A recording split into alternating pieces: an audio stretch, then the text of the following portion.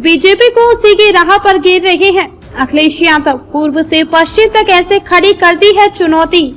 उत्तर प्रदेश में समाजवादी पार्टी प्रमुख अखिलेश यादव बदले हुए अंदाज में नई रणनीति के साथ बीजेपी का मुकाबला करने में जुटी हुई है।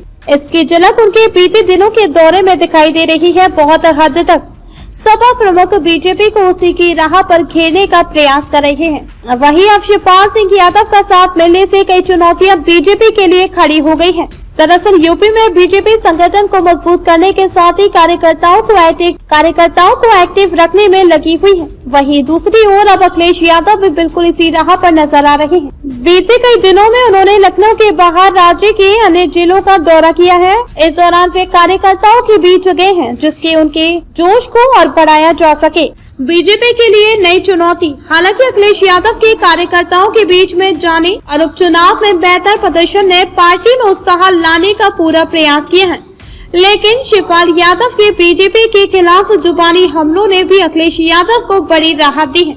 हालांकि अखिलेश यादव के कार्यकर्ताओं के बीच में जाने और उपचुनाव में बेहतर प्रदर्शन ने पार्टी में उत्साह लाने का पूरा प्रयास किया है, लेकिन शिवपाल यादव के बीजेपी के खिलाफ जुबानी हमलों ने भी अखिलेश यादव को बड़ी राहत दी है।